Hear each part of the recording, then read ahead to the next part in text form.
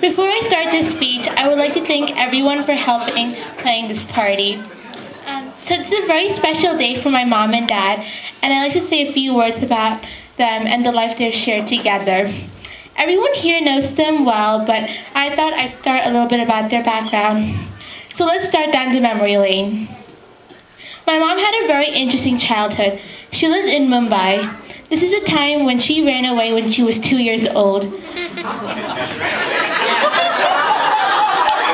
Oscar, you?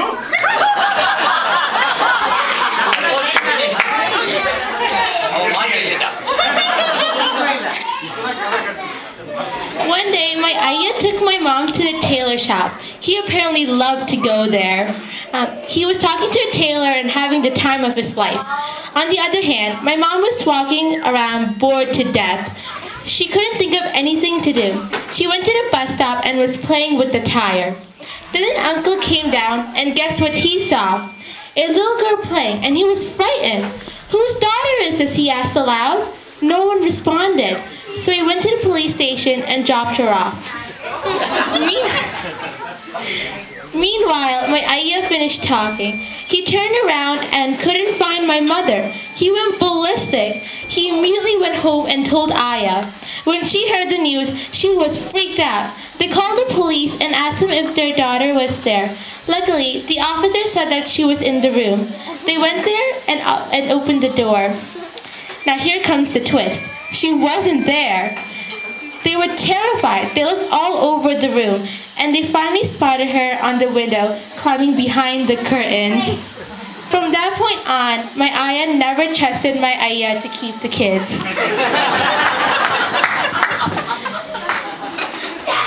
As she grew older, she became smarter and athletic. In 10th grade, my mom was a rank holder in the class. In 11th grade, my mom was awarded with the Rolling Shield for being the overall best player during the annual sports day. She was a district champion in this very old sport that I have never heard in my life, called Tanni Koi. Her favorite sport was throwball.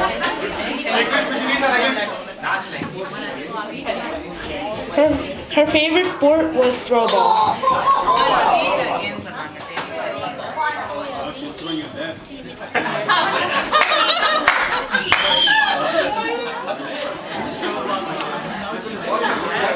She was a district champion in this very old sport that I have never heard in my life, called Tanni Koi. My favorite sport was throwball. Guys, please. It's so hard to think that my mom was an all-star athlete, but I'm so bad at gym. Now my mom became a new person with different interests and activities. She loves to cook and read. Right away, you could tell that my dad had a different life than my mom. Since my dad couldn't remember any stories from his childhood,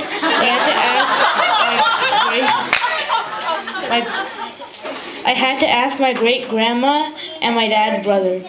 When it comes to my dad, he's the most responsible person anyone could have ever known. Since my grandpa went to Malaysia all the time, my dad had to be the man of the house because he was the oldest of the three. My dad lived with my great-grandma of his childhood.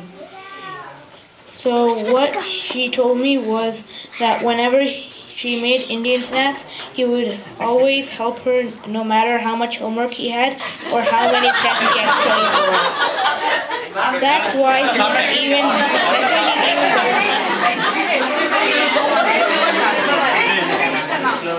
That's why he's even better than all her granddaughters.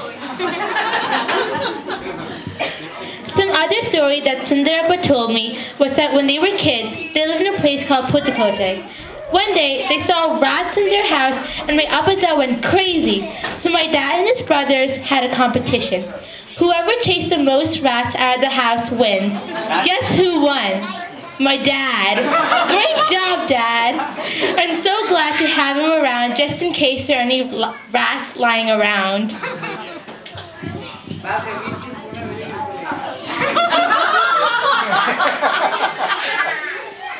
Another story that he told me was when my dad was in college, he would always take Sundarabha with him. Sundarabha school was across my dad's college, so every day they would ride on a little bike together to class. But no matter how late or how early he would always take them to a Pillar temple. That too is the same temple every day. Whenever Sundarabha was going to be late to school, he would be yelling, saying that he would be tardy and that the bell would ring. But my dad would always say that praying is good and you have to pray every day to God. What's surprising is that my dad would still be praying every day before he goes to work. Let me tell you about the time when they got married. Even though my Aya and Apata were second cousins, my parents have never met until they went to the Sri Rangam temple in 1991.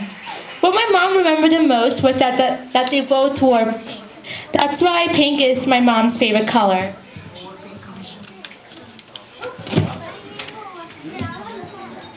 When my dad first saw my mom, he decided that this was the perfect wife he needed. Here's another story of my aunt Vishiti told me. As you all know, my Aya is very strict. When my parents got engaged, my dad sent a birthday card to my mom. Usually, when you get a card, you're supposed to reply to it, right? Well, Aya said no to my mom. She wouldn't let her reply or say thank you to him. Eventually, my parents forgot about this. About 5 to 10 years later, during the time when my aunt and uncle got married, she was so sorry that she couldn't reply to the letter about her birthday because her Aya wouldn't let her. He said that he was wondering for so many days why he wouldn't get a reply, and that now he knows why.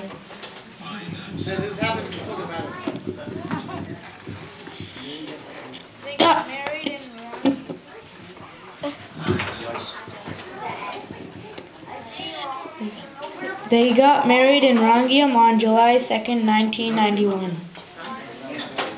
No, June 2nd, 1991. My dad and mom didn't spend much time together when in India because one was in college and the other was at work. One story they did tell me was that when my mom first made chicken,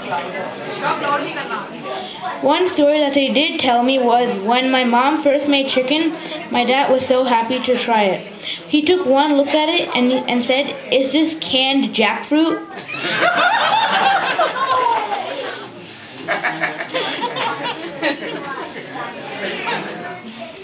When my mom told me that part, I was laughing so much.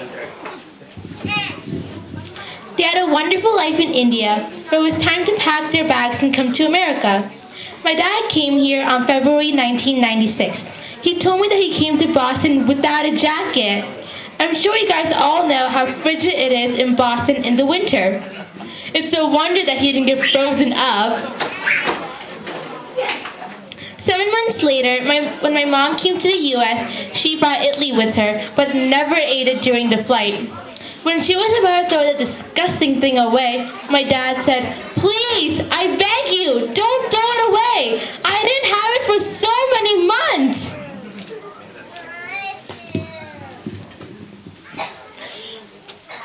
My dad lived with 5 other men. His job was to clean the vessels.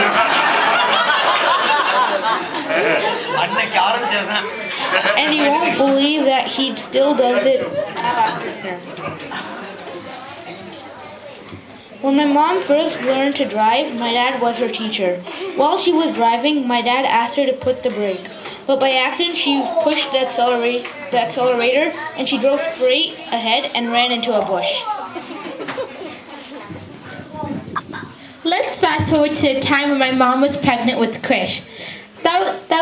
This was when I was 2 years old. For some kind of family reason, my dad went to India and shaved his head.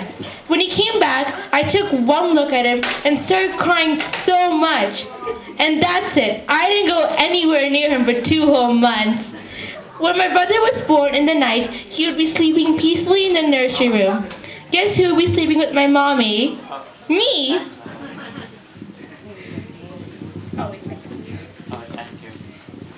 But it's time to move forward with the present time. Every day, my dad would give me a plate of fruits to me and my brother, and at least 2 different kinds of vegetables for lunch. I mean, he's torturing me. He's like a vegetable monster. I'm just letting you know that he's available during meals, and you can borrow him to make everyone in your family eat healthy food. Please take him.